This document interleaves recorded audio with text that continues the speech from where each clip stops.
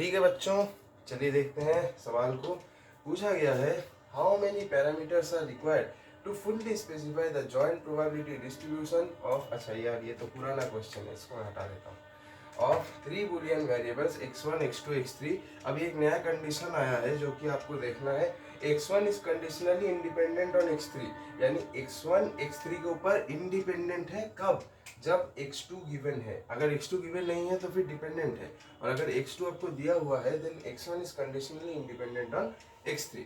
चलिए देखते हैं कितने पैरामीटर्स की जरूरत पड़ सकती है। सो इसको निकालने के लिए सबसे पहले हम ऐसे लिखेंगे p ऑफ x3, ठीक है, x3 x2 और x1। अब इसको हमें अगर एक्सपेंड करना है तो उसके लिए एक चीज होती है, एक रूल होता है। रूल का नाम है भैया चेन रूल। रूल का नाम है चेन रूल। तो इस चेन रूल का यूज करके हम इस चीज को एक्सपेंड करेंगे और फिर देखेंगे कितने पैरामीटर्स की जरूरत पड़ सकती है। तो सबसे पहले हम p x3 दिख रहा है आपको, तो आपको यहाँ पे लिखना है p ऑफ x3, ठीक है। इसके बाद इनटू, नेक्स्ट आपको x3 के बाद क्या दिख रहा है, x2 दिख रहा है, तो आप यहाँ पे लिखिए p of x2 given x2 के पहले क्या था x3, वो आपको लिख देना है, ठीक है। इसके बाद नेक्स्ट x2 के बाद क्या है, x1 है, तो आप x1 लिखिए गिवन, अब x1 के पहले क्या क्या है, x2 और x3 है, तो उनको लिख दीजिए x2 x3, कुछ इस तरह से आपको शायद दिख रहा होगा, ठीक है। अब यहाँ पे देखिए क्या बोल रहा है, ध्यान से देखिएगा, ठीक है।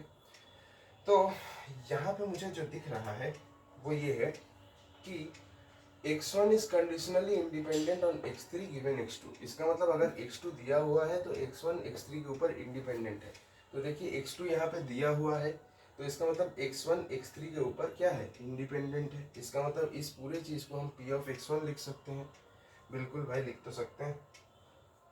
I mean conditionally independent on x3 है, तो इसका मतलब मैं x3 को नहीं लिखूंगा क्योंकि x1 x3 के ऊपर डिपेंडेंट है ही नहीं। अगर x2 दिया हुआ है यानी वो x3 के ऊपर डिपेंडेंट नहीं है, तो मैं इसको हटा सकता हूँ।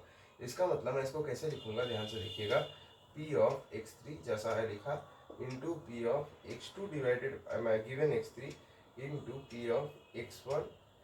और यहाँ पे क्या हो जाएगा, x3 के ऊपर तो इंडिपेंडेंट है, डिपेंड नहीं कर रहा है, इसका मतलब सिर्फ x2 लिखेंगे तो चल जाएगा, ठीक है।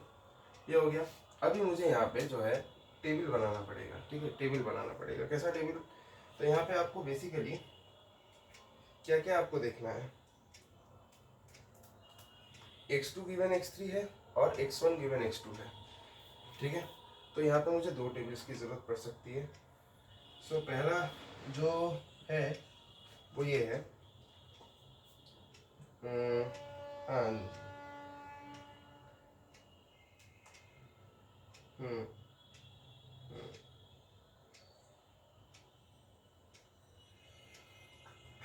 तो x3 है, ये तीन टेबल्स लगेंगी। एक ये वाली टेबल, इसके लिए बनाएंगे टेबल, और इसके लिए एक टेबल बनाएंगे, और इसके लिए एक टेबल बनाएंगे। चलिए बनाते हैं बैठ के, आई मीन खड़े होके।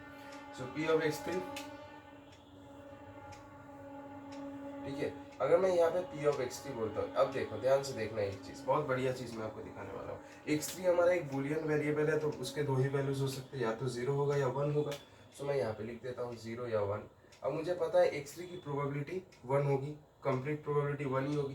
तो अगर मैं यहाँ से एक पैरामीटर, एक वैल्यू ले लेता हूँ, तो उससे मुझे बाकी का मिल जाएगा। अगर मैं ये वाला सिलेक्ट करता हूँ तो मुझे ये वाला मिल जाएगा। क्यों, क्योंकि अगर मैं 1 से इस चीज़ को सब्ट्रैक्ट करूँगा तो मुझे ये मिल जाएगा।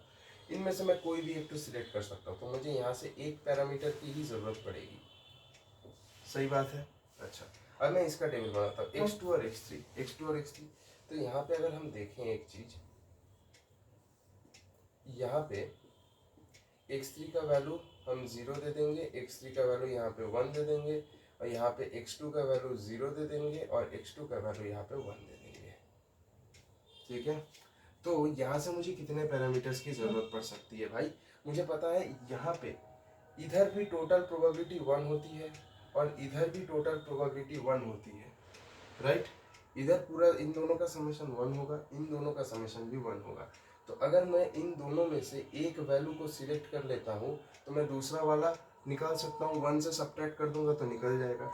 सिमिलरली यहाँ पे भी अगर मैं देखूँ, इन दोनों का समेशन, प्रोबेबिलिटी का समेशन 1 होगा, तो इनमें से अगर मैं एक चॉइस कर लेता हूँ तो मुझे बाकी का 1 से सब्ट्रैक्ट करने से मिल जाएगा।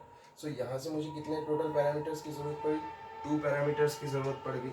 अब अगर मैं x1 x2 का बनाता हूँ, ठीक है, x1 x2 का मैं बनाता हूँ, मैं थोड़ा यहाँ करके बनाता हूँ तो बढ़िया रहेगा।